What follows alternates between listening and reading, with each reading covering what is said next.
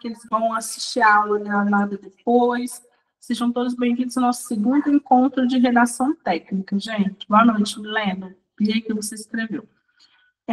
Eu vou compartilhar com vocês aqui, né? Vocês já sabem como que é a metodologia, como que eu explico a matéria e tudo mais. Então, eu vou compartilhar com vocês os slides da nossa segunda aula. Caso, gente, por favor, fique alguma dúvida, caso vocês não estão entendendo os exemplos que eu estou dando, caso vocês não estão entendendo a metodologia, a forma que eu estou utilizando para passar a matéria para vocês, pode interromper a aula e falar, professora, eu não estou entendendo. Boa noite, Thaís, tudo bem?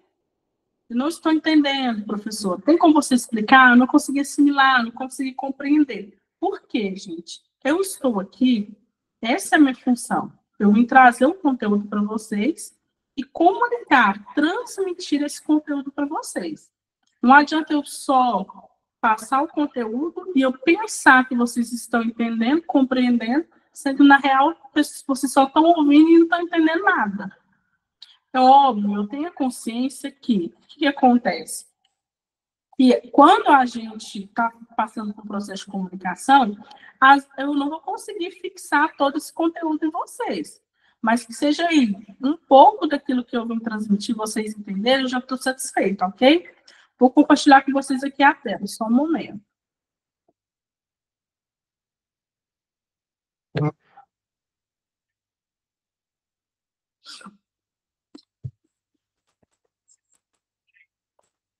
Vamos lá, nossa segunda aula de redação técnica. Eu lembro, gente, aqui cortou nesse primeiro slide, mas está escrito aqui, introdução, desenvolvimento e conclusão.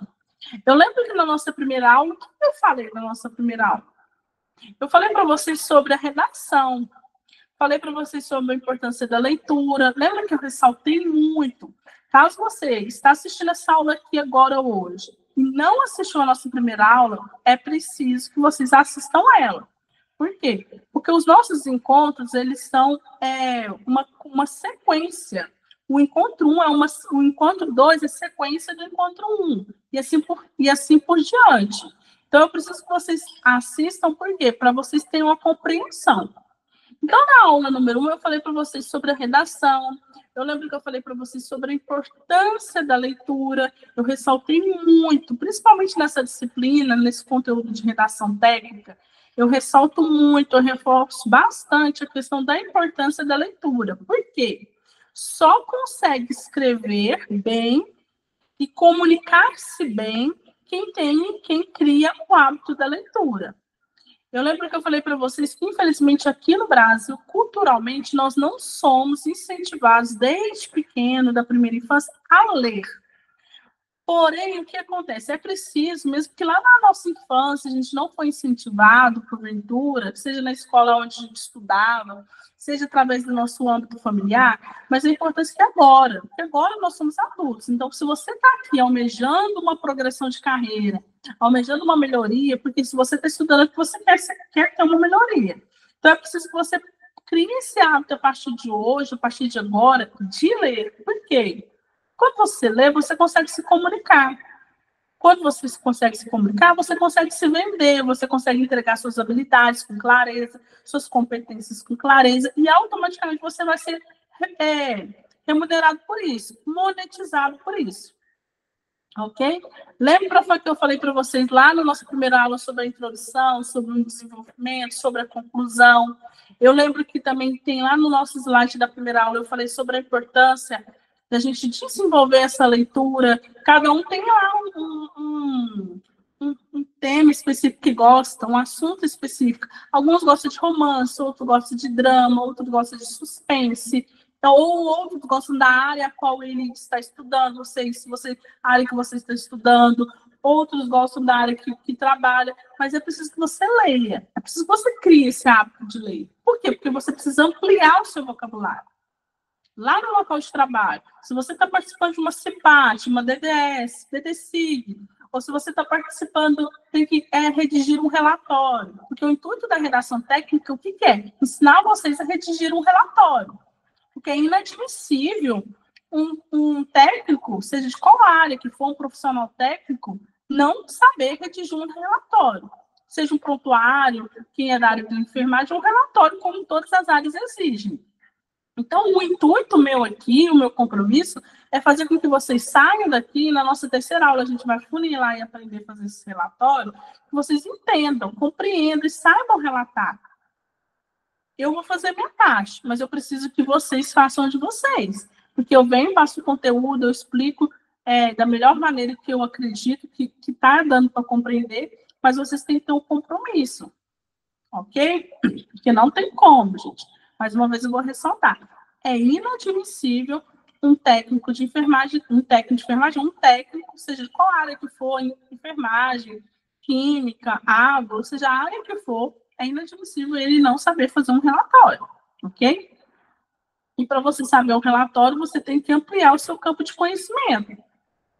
E para você ampliar o seu campo de conhecimento, se ampliar seu vocabulário, você precisa o quê? Ler.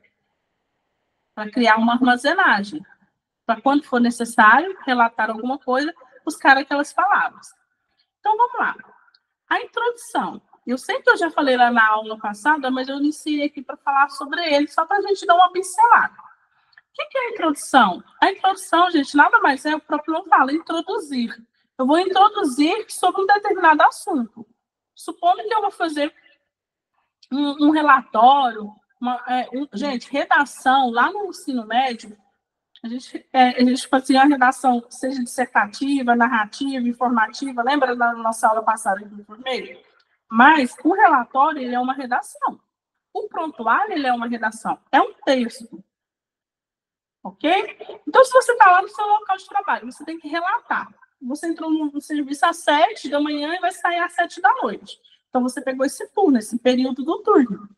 Quando você vai entregar o turno para outra equipe, qual que é a sua função?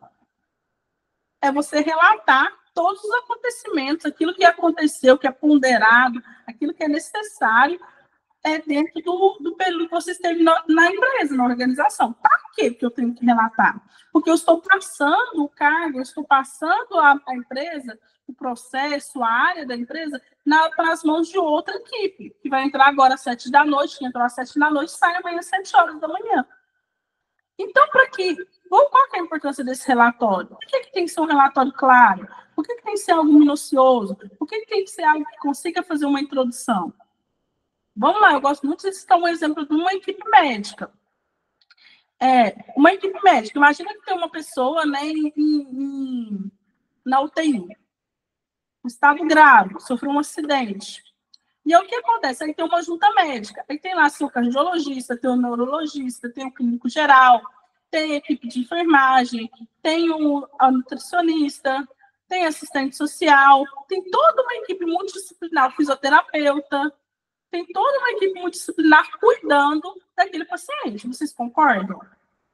Imagine só, vamos lá, se, vamos supor, a equipe do médico tal, do plantonista tal, entrou já às 7 da manhã e saiu às 7 da noite. Então, ele acompanhou durante essas 12 horas, o período do dia todo, esse paciente. Então, esse paciente foi medicado, esse paciente tomou banho, esse paciente fez algum curativo, esse paciente pode ter passado por alguma cirurgia. Agora, imagina se essa equipe não relatou de forma clara, objetiva, introduziu de forma contextual certa e corretamente tudo aquilo que ocorreu durante o dia com aquele paciente. Olha o que vai acontecer. O que aconteceria? Agora, imagina a outra equipe que pegou esse paciente agora às 7 horas da noite. Ela não soubesse qual medicamento que esse paciente tomou durante o dia, qual que foi a saturação dele, como que estava a pressão dele, se ele tomou banho, se ele comeu, o que ele comeu, se ele mostrou alguma reação. Imagina se ela não soubesse. Como que ela vai dar andamento ao processo de cura daquele paciente? Não tem como. Ia ser de forma efetiva? Não ia. Essa é a importância do relatório. Você dentro da organização da empresa, aí passa todo um processo. Você passou o processo inteiro. Fez vários processos, coletas durante o dia, levou para o laboratório, e assim por diante. Aí fez a análise, saiu o resultado das análises laboratoriais. E aí, o que acontece? Você é de uma determinada área lá da organização, da indústria. E aí você simplesmente, tudo aquilo que você fez durante o dia, você leva para sua casa sozinho na sua cabeça. Como que a empresa vai dar continuidade no processo se a empresa funciona, a indústria funciona 24 horas? Através de quê? Através do relatório, através dos dados que foram alimentados lá no sistema ou na planilha. Por isso que é importante a gente contextualizar de forma correta, minuciosa, tudo aquilo que aconteceu no meu turno, relatar tudo aquilo. Isso é bom para quem? É bom para a empresa, porque a empresa consegue dar andamento no processo dela de forma efetiva. É bom para todos que estão todos que fazem parte, trabalham naquela área, porque consegue fazer algo padronizado, algo correto, ter uma informação clara e precisa, e é bom para você, porque você se resguarda. É bom para você. Vamos lá citar o mesmo exemplo do médico. Aí você relatou lá, olha, ele tomou o medicamento na hora tal, a saturação dele estava tal, de 1 em 1 hora eu vinha, feria a pressão, estava tudo correto. Você se resguardou, porque se esse paciente venha a falecer, se acontece alguma coisa com ele e a família venha processar, através do prontuário médico, através do relatório, o que acontece? O advogado, o juiz, a família, ela consegue verificar aonde que foi que aconteceu o problema, que ele não foi cuidado de forma correta. Então, você consegue se resguardar. Olha, não foi comigo, porque aqui, ó, no meu turno, está tudo organizado aqui. A hora da medicação, quando estava a saturação, eu fiz tudo de forma correta. Então, você já livrou o seu. Assim é dentro de uma empresa. Essa importância também não é só para isso o relatório. Mas eu estou falando para você, é importante o relatório. Por que eu estou citando esse exemplo? Porque tem muitos profissionais que não gostam de fazer relatório. Tem preguiça. Ou, às vezes, não gostam de escrever e aí não querem fazer, tem medo. Gente, quem não gosta de escrever, geralmente, não é 100%. Geralmente, aqui não tem o hábito da leitura. E quando você tem um hábito da leitura, você gosta de escrever. Porque nada mais é que você vai organizar todos os seus pensamentos através de vocabulários que estão guardados aqui no seu cérebro. Você vai contextualizar tudo aquilo. Então, dentro de uma organização, lá na indústria, aconteceu algum problema. E aí? Se você relatou de forma correta, contextualizou, formulou tudo de forma, introduziu de forma certa, se porventura teve uma coleta de análise e foi alimentado os dados lá de uma forma errada, você consegue se resguardar. Não, então, no meu horário de turno, a tal hora que ó, eu alimentei o sistema, relatei isso. Desenvolvimento. Como que você desenvolve esse relatório? Vamos lá no quadro médico de um paciente.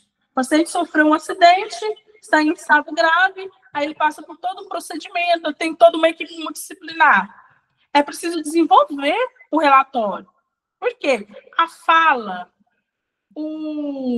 a linguagem do fisioterapeuta não vai ser a mesma fala do neurologista. Ou vai ser? Não, porque o fisioterapeuta cuida de uma área do corpo, o neurologista de outra. Por isso que tem que ser algo todo contextualizado, desenvolvido.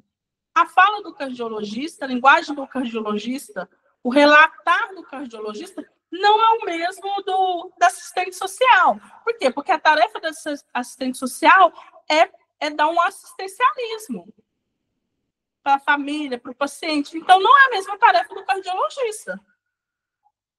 Então, por isso que é importante, porque dentro de uma organização, seja no hospital, seja na indústria, eu não trabalho sozinha. Eu, Roberta, por exemplo, você particularmente. Nós trabalhamos aqui em equipe, existe uma equipe multidisciplinar, seja no hospital, seja numa indústria, tem uma equipe que cuida do processo. Então, é preciso que eu desenvolva todas as etapas de formas corretas. Conclusão. Quando a gente conclui, eu preciso concluir de uma forma correta. Precisou haver uma intervenção? Aqui fala, ó, proposta de intervenção.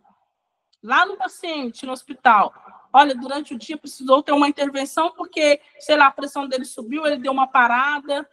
Ok, eu preciso alimentar isso. Para quê? Porque o próximo equipe dá continuidade e monitora esse paciente. Lá na indústria, olha, a gente fez uma coleta na análise aqui, saiu isso aqui nesses dados, nas coletas. Olha, então eu preciso alimentar de forma correta. Por quê? Porque se for preciso fazer uma intervenção, eles saibam fazer essa intervenção. Eles analisam a necessidade. Aqui eu trouxe aqui, a estrutura de um texto é a forma como o texto é dividido em blocos lógicos, ou seja, é o esqueleto do texto. Uma boa estrutura textual é importante para que o leitor compreenda a mensagem e se engaje com o conteúdo. Vamos lá, gente, trazer isso aqui para o âmbito organizacional, porque nós estamos falando de futuros técnicos. Como que eu vou estruturar um relatório? Como eu vou estruturar um prontuário? Sintetizando, gente, organizando. Qual que é a minha função? Qual que é a função do enfermeiro? Então, eu vou organizar todas as minhas funções e alimentar esses dados. Eu não tenho que ficar preocupado com a função do cardiologista e do médico. É óbvio, presta atenção no que eu estou falando, que como é uma equipe multidisciplinar, nós vamos comunicar. Nós vamos sentar, conversar, debater sobre o caso, mas eu não tenho que interferir. Por quê? Porque eu nem tenho um estudo adequado para isso. Eu tenho que alimentar aquilo que está na minha alçada. Os 5 erros mais comuns em uma redação são uso de gírias. Gente, imagina lá, num relatório da empresa de vocês, um prontuário médico, vocês usam uma gíria. Vocês têm noção? Como que você usa uma gíria dentro de um prontuário médico? O médico, como pessoa física, tendo sua vida social, ele pode até gostar de falar gíria. E a particularidade dele. Mas lá no âmbito organizacional, lá no ambiente de trabalho, ele não tem que usar a gíria. Ele tem que usar uma linguagem técnica, propícia para a sua área. O médico tem sua linguagem técnica, o enfermeiro tem a sua técnica, o agro tem sua técnica, o químico tem sua técnica, o psicólogo tem sua linguagem técnica. Eu não posso usar gíria. Uma coisa é você gostar para quem gosta, mas como pessoa física, como pessoa, como um relacionamento pessoal, a minha intimidade. Ok. Mas lá no meu local de trabalho, eu não posso usar gíria no relatório. Rebuscagem linguística. O que é uma rebuscagem linguística? Não é uma gíria, porém, o que acontece? É uma redução das palavras. Já viu que quando, assim, por exemplo, você, aí os caras só VC? Não, gente, tem que escrever de uma forma correta, sem abreviamento. Por quê? Todo relatório, gente, ele é um documento jurídico. Como que você vai colocar gírias, ou vai rebuscar, ou vai reduzir palavras com um documento jurídico?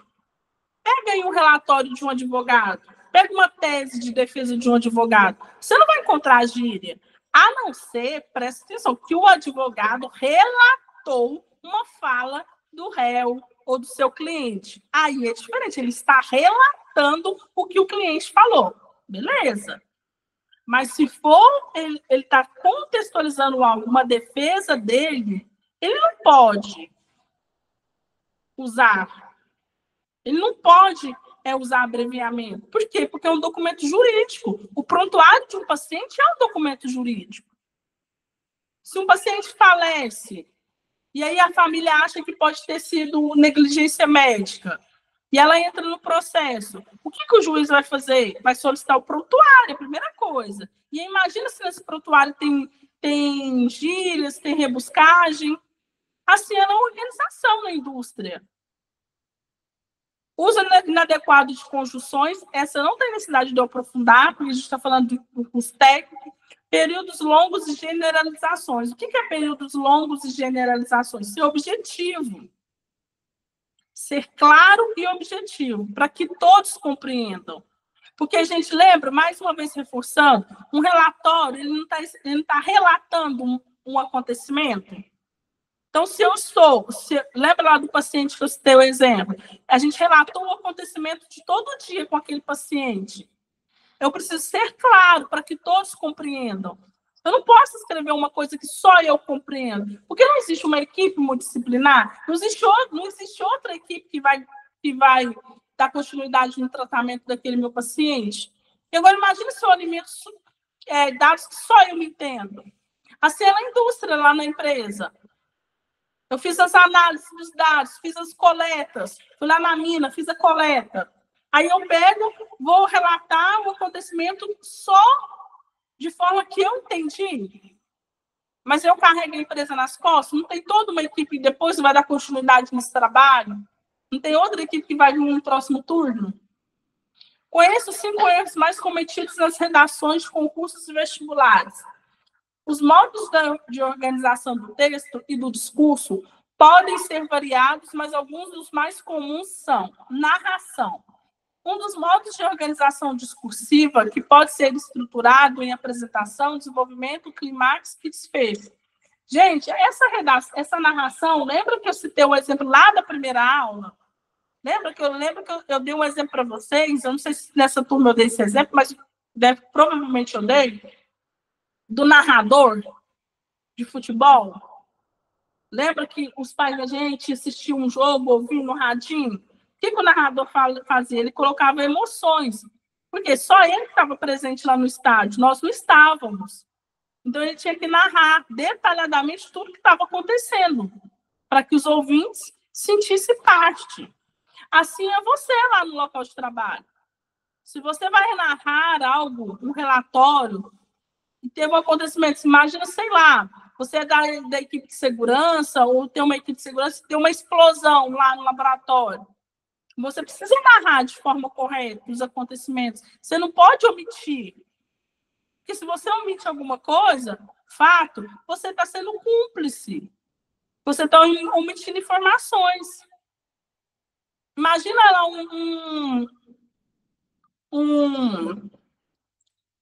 sei lá, um delegado. Aí ele vai ouvir um criminoso lá e esse criminoso conta detalhadamente como que ele executou o crime. Mas esse delegado lá, com o escrivão, eles negligenciam alguns acontecimentos, alguns fatos que o criminoso narrou. O que ele está fazendo? Ele está ocultando, ele está ajudando a ocultar fatos. Lembra que eu falei que todo relatório tem dados jurídicos? Ele é um documento jurídico? Então, você não pode ocultar dados. Você tem que narrar de forma clara, objetiva. Porque se é um documento jurídico, lá na frente, se precisar verificar esses dados e você alimentou de forma errada, você foi conivente.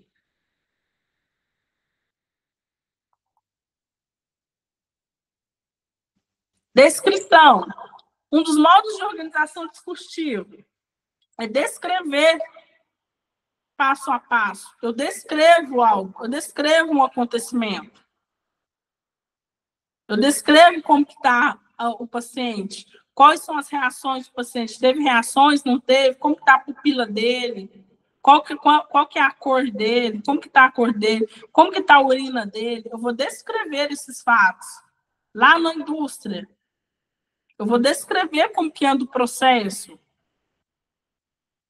Dissertação, um dos modos de organização discursiva. Vou discorrer sobre um assunto. Gente, aqui eu vou ler porque não tem necessidade de a gente aprofundar. Injuntivo, um modelo de organização da escrita que tem como objetivo orientar, instruir e prescrever. Gente, esse injuntivo aqui é no caso do um médico, por exemplo, uma enfermeira-chefe. Essa enfermeira, esse paciente sofreu um acidente e ele vai lá toda semana fazer um curativo. Essa enfermeira, ela precisa descrever como que anda a evolução. Argumentativo, um modo de organização do discurso que é muito utilizado na comunicação jurídica. Eu lembro que eu citei esse exemplo para vocês. O que o advogado faz? Ele argumenta um fato. Ele estuda a lei, ele debruça nos livros para quê? Porque se ele tem que defender o seu cliente, ou o promotor tem que acusar o réu, então o que ele faz? Ele vai argumentar os fatos baseados na lei. Aí, vamos lá, professor, eu não sou advogado, mas se você é enfermeiro, por exemplo, você precisa, às vezes, fazer um relatório argumentativo. Você vai argumentar que você utilizou esse procedimento, por quê? Baseado em quê? Em qual necessidade do paciente? Enunciativo, o modo de organização do discurso. Eu anuncio algo. Aqui, gente, eu não tenho necessidade de eu ler, tá, para vocês, por causa do técnico. O texto descritivo tem como objetivo descrever algo, como objeto, pessoa, animal, lugar ou acontecimento. Sua principal intenção é transmitir para o leitor as impressões e as qualidades do que está sendo descrito. Então, vamos lá, o médico, o enfermeiro, ele descreveu como que foi a evolução desse paciente durante o dia. Ao acordar, como que ele estava? Como que ele dorme? Ele está roncando? Não, ele não está roncando. Ele está tendo febre ou ele não está tendo febre? Ele está alimentando bem? Ele está urinando? Está saindo sangue na urina? Como que está essa evolução desse paciente? Eu preciso descrever isso. Aqui eu trouxe um exemplo de texto dissertativo. Livros desprezados. Grave problema presente no Brasil é o baixo nível cultural da população devido à falta de leitura de boa qualidade. Segundo o PISA, Programa Internacional de Avaliação de Alunos, que verifica a capacidade de leitura do jovem, dentre os 32 países envolvidos na pesquisa de 2001, o nosso ficou com última colocação. Então, a gente descreveu esse fato. Um texto dissertativo é um tipo de redação que expõe e discute ideias sobre um tema de forma organizada e clara. O objetivo é apresentar uma tese ou opinião e persuadir o leitor. Lembra lá do paciente? Se eu tiver que fazer um relatório e vou dissertar, para quê? Para discutir essa ideia. Se o paciente está com um quadro gravíssimo, aí, porventura, você tem um estudo lá, você tem uma especialização, você fez residência em uma área. Ou se você é enfermeira e tem... Vamos supor que você é enfermeira e tem experiência em cuidados paliativos, no paliativo. Então, por que não, então, você escrever um relatório dissertando sobre a importância do cuidado paliativo dentro daquelas experiências que você tem? Você vai discutir com a equipe multidisciplinar, quem sabe eles opinam por aquela sua ideia, e aí vocês consigam salvar a vida daquele paciente. Aqui, gente, eu trouxe aqui 7 tópicos aqui que ensinam a gente fazer uma redação de forma mais clara. Desenvolva o hábito da leitura. Lembra que eu falei a importância de desenvolver esse hábito da leitura? Crie uma linha de argumentação. Por quê? Porque se eu, por exemplo, sou cardiologista, aí eu vou fazer um relatório. Então tá, mas aí eu vou fazer um relatório sobre o quê? Coração, não é? Para que o cardiologista vai fazer sobre, sei lá, pele do cara que quebrou? Isso é da parte da fisioterapia. Preste atenção à estrutura do texto. Esse texto está organizado, ele está claro. Esse relatório está organizado, esse prontuário está organizado, está claro. Gente, organizado e claro não é colocar palavras difíceis, cultas.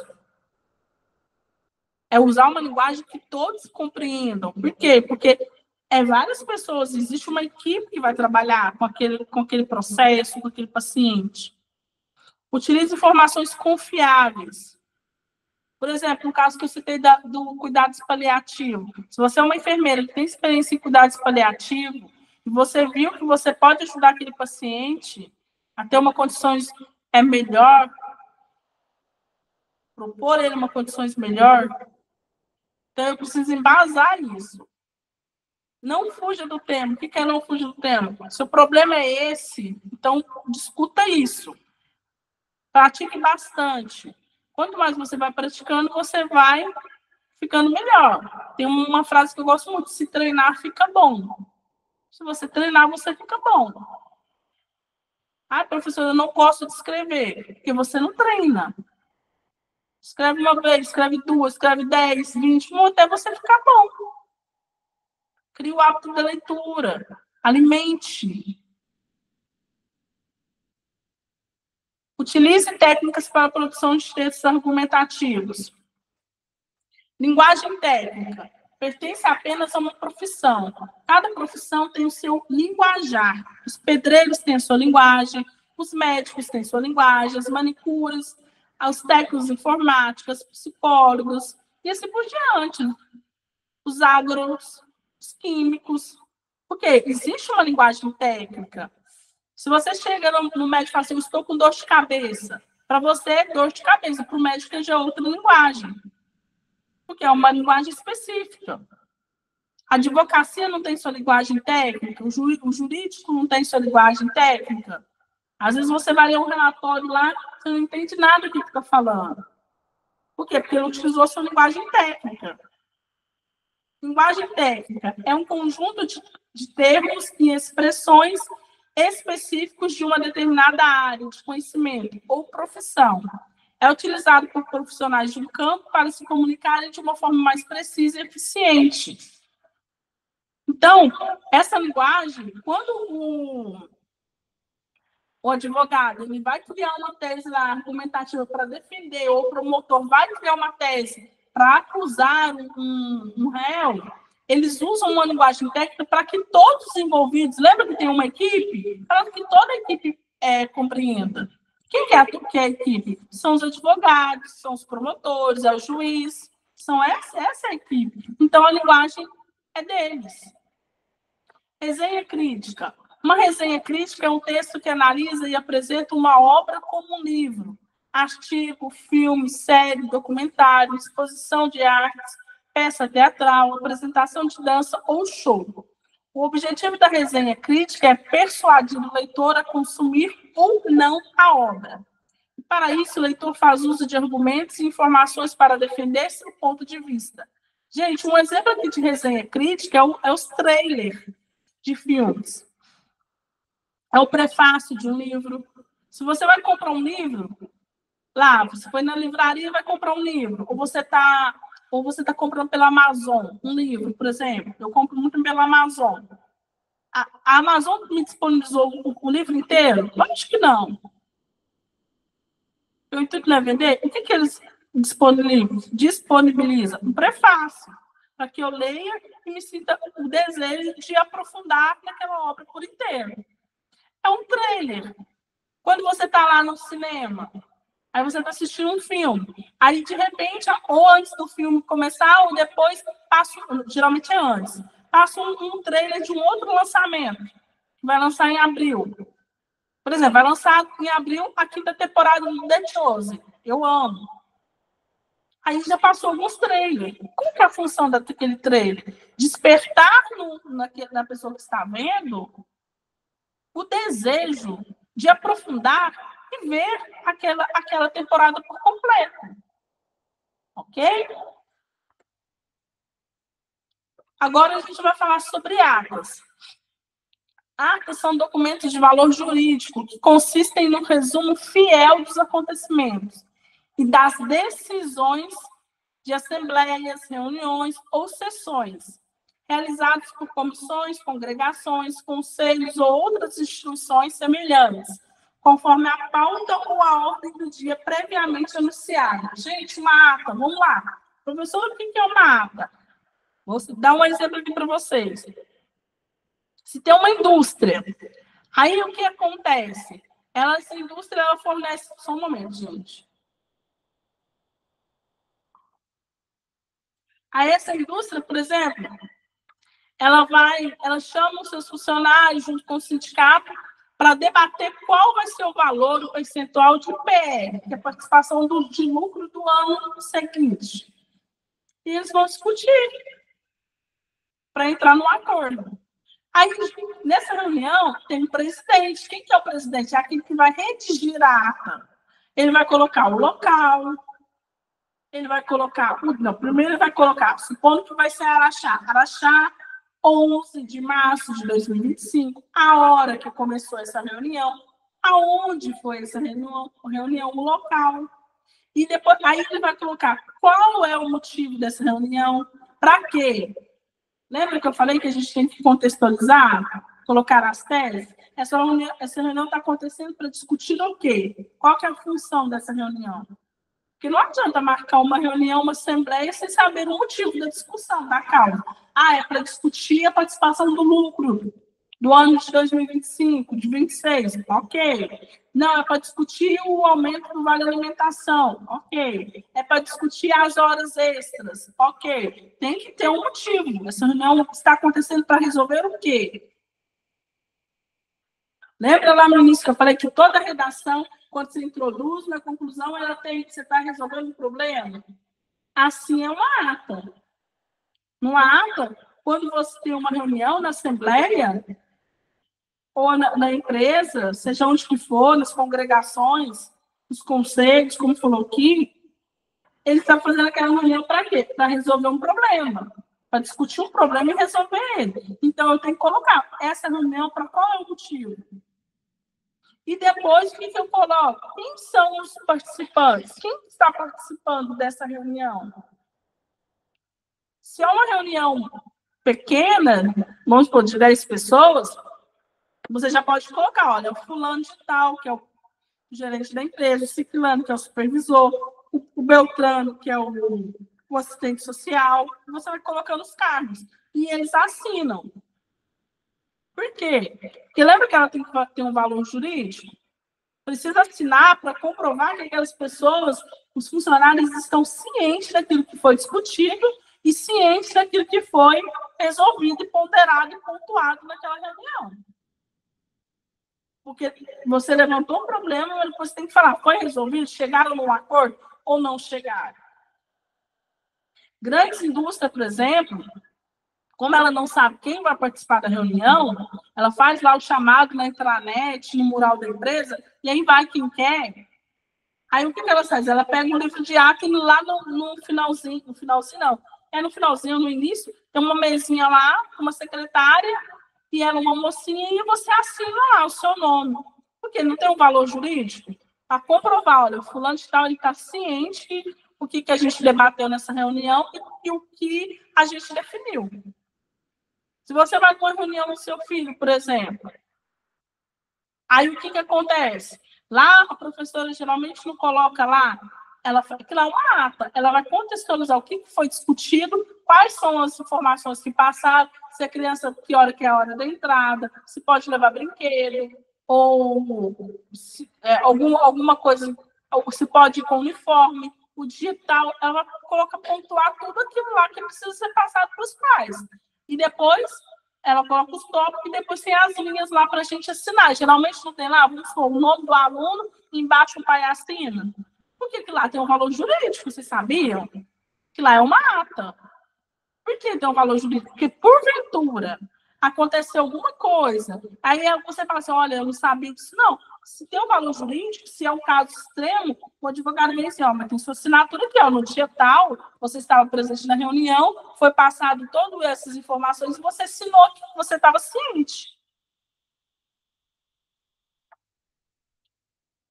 Gente, então, hoje o que eu falei para vocês? Falei sobre a questão da introdução, desenvolvimento e conclusão, né? Contextualizei para vocês passo a passo a importância do relatório. Não precisa ficar preocupado, na próxima aula a gente vai aprofundar sobre esse relatório. Falei as estruturas, né? Os erros aqui que a gente comete quando a gente vai fazer uma redação. No caso específico de vocês é um relatório, um prontuário, um texto.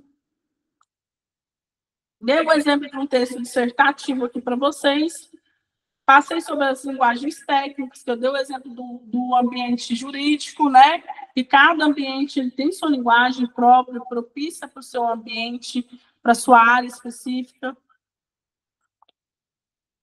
Falei sobre a resenha e sobre as atas, sobre a importância das atas, que elas têm um valor jurídico.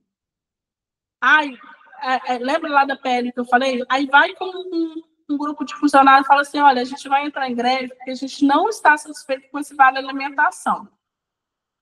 Aí, o que a empresa faz? Ela juntamente vai com o sindicato, lá no sindicato, fala assim, olha, vocês não podem entrar em greve, não, porque aqui, ó, tem assinatura no dia tal, vocês estavam conscientes, vocês assinaram um documento aqui, que o vale alimentação seria esse valor. Isso, gente, é muito importante, esses relatórios, esses prontuários, as atas, eles têm um valor jurídico. Pessoal, eu vou ligar a câmera aqui.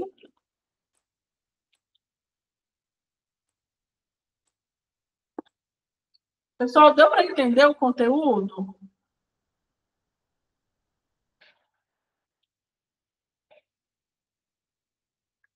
Ronivaldo, Carol, Thaís, Milena, vocês conseguiram compreender? Ah, tá, joinha. Eu vi o joinha de vocês. Não, certo então, gente. Espero que vocês consigam entender, ter compreendido. Até a nossa próxima aula, que vai ser o nosso último encontro. Que Deus abençoe cada um de vocês. Qualquer dúvida, vocês podem chamar o pessoal da escola e eles mandam para mim e eu tento gravar, mandar um áudio geralmente, informando mais detalhadamente, ok? Tchau, tchau.